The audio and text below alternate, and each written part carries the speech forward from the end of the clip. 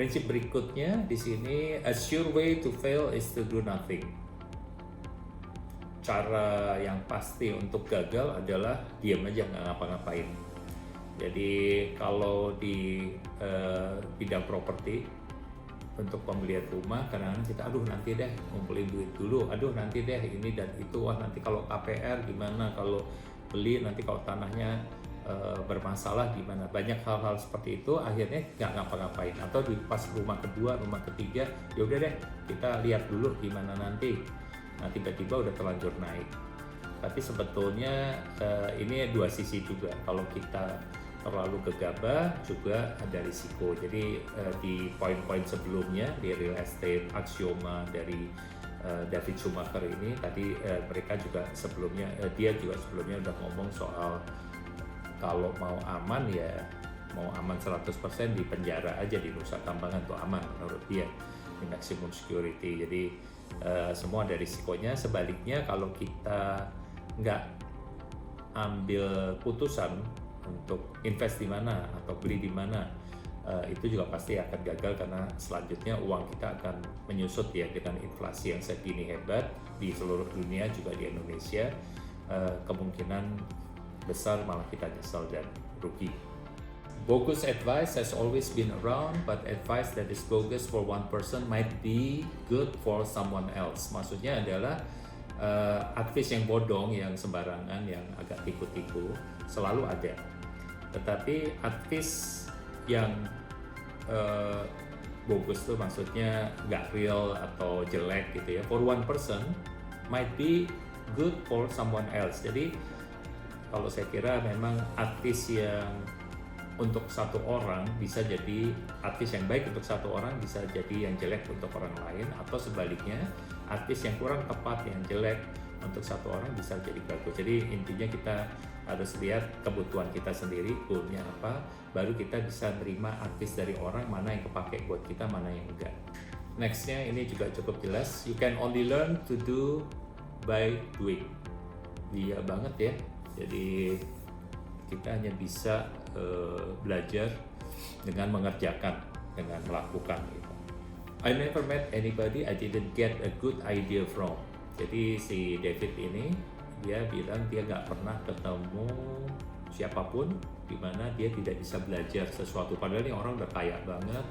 Waktu ya kita lihat di websitenya atau di bukunya dia udah tua dan orangnya pendiam karena agak tuli dia. Tapi dia selalu kelihatannya bisa belajar, dan saya lihat memang dari teman-teman atau klien yang maju atau dokter atau lawyer, mereka selalu nggak pernah merasa udah di atas angin atau sombong ya. Mereka selalu bisa belajar dari siapapun yang mereka temui. Desires attracts opportunity, fear attracts failures. Jadi desire menarik atau mendatangkan opportunity, tentunya positif ya, opportunity. Kemudian fear, ketakutan, dia menarik kegagalan. Ini pengalaman David Schumacher. Saya kira kalau dari pengalaman kita cukup jelas ya, kalau kita menginginkan satu hal yang positif, desire dalam hal ini diartikan yang positif ya, punya keinginan yang misalnya kita mau pengen satu saat ke Bali, begitu ada opportunity-nya untuk kita bisa ikut orang ke Bali atau ada uang ke Bali, kita akan ke Bali karena ada desire-nya. Jadi kan keinginan itu, desire itu ya jadi doa ya, kita selalu bawa doa. Kemudian fear attracts failure. Jadi ketakutan mendatangkan kegagalan. Ya banyak di pengalaman kita, di kenalan, saudara, kalau mereka terlalu takut keluar, takut gagal, takut diomongin orang, takut ini, takut itu, ya pasti menarik kegagalan. Saya kira cukup jelas. Sebenarnya apa yang si David ngomong ini banyak dari kita common sense ya, tapi dia nyempetin di waktu dia nulis buku ini, dia nyempetin untuk merekap ini. Saya kira bagus buat kita karena justru yang basic-basic kayak gini yang sering kita lupa pada waktu kita udah mulai merasa kayak sukses. Orang namanya bisa beli rumah pertama, kedua, ketiga kan dibandingin banyak orang lain kan dia lebih beruntung ya. Itu aja harusnya membuat kita harus lebih hati-hati supaya jangan merasa udah hebat banget sehingga pada satu saat kita menarik kegagalan itu. Nah, ini lebih ke langsung ke real estate ya. Poin berikutnya, great real estate deals are not found, they are created. Sekali lagi, real estate deal, jadi dealing di bidang real estate yang hebat, yang maksudnya menguntungkan, dia tidak sekedar ditemukan tetapi dia diciptakan. Jadi kita lihat bagaimana ini agak canggih sih ya sebetulnya ya. Jadi biasanya bukan untuk pembeli pertama, untuk mungkin kedua, ketiga, kelima dan seterusnya, malah mungkin di atas kelima. Dia ahli, orang-orang tersebut ya, si ahli investor properti ini ahli menciptakan deal. Jadi bukan nunggu ada deal yang bagus. Jadi dia misalnya ada orang tertentu di salah satu kampung, misalnya dia terkenal selalu kayak murah hati, dia minjemin duit untuk beresin problem tetangganya yang butuh uang, lalu habis itu dia ditawarin untuk dibeli tanahnya, jaminannya dibeli, misalnya bukan lintah darat ya, tapi benar-benar membantu. Ada yang begitu, ada juga yang ngajak kerjasama. Jadi unlimited ya, masalah properti ini yang penting kreativitas ya. Jadi kembali lagi deal dalam bidang real estate ini banyak banget, makanya perlu dikombinasikan antara skill di lapangan, skill hukum, skill bisnis, skill keuangan. Makanya real estate ya kembali lagi menjadi satu ilmu yang betul-betul bahkan ada sekolahnya sendiri ya, bukan sekolah untuk bangun, tapi kalau di Indonesia mungkin di Trisakti kalau nggak salah ada. Prinsip berikutnya, always correct mistakes as soon as possible.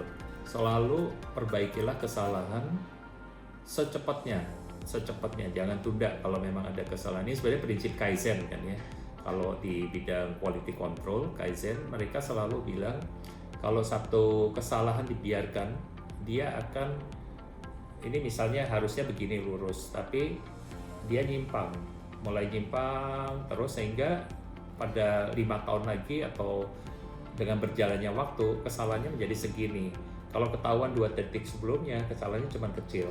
Contohnya kalau di bidang properti yang saya terakhir lihat di Australia, kebetulan itu satu film Australia tentang satu apartemen yang tiba-tiba retak di tengahnya. Jadi mereka mesti ngungsiin 1000-an atau 2000 orang dari seluruh apartemennya untuk keluar, dan itu ada kemungkinan besar salah konstruksi dari awal, salah ngitung dari apa. Nah, kalau kesalahan itu dibetulkan pada waktu si mandornya nemuin atau si konsultan pengawasnya menemukan kesalahan, kan bisa dicegah kesalahan yang begitu besar. Jadi always correct mistake as soon as possible. Masalahnya mistake ini, kesalahan ini ada yang sengaja, ada yang nggak sengaja. 90% pasti nggak sengaja. Sisanya memang ada orang yang berniat berbohong atau tidak bertanggung jawab terhadap konsumen ya. Itu. Jadi always correct mistake as soon as possible. Ini berlaku juga untuk hidup pribadi kita kan. Jadi kalau kita ngerasa kita ada salah makan, salah olahraga, salah sikap, salah pikiran, ya betulin sekarang supaya bisa tidak menimbulkan kerugian buat kita maupun orang lain. Finding a good real estate investment is only half the job. Acting on it is the other half. Jadi menemukan good real estate investment, jadi wah ini investasi bagus, oh ini daerah bagus, wah ini keren banget, model baru nih, rumah kecil yang bakalan naiknya cepat, itu baru separuh dari pekerjaan kita.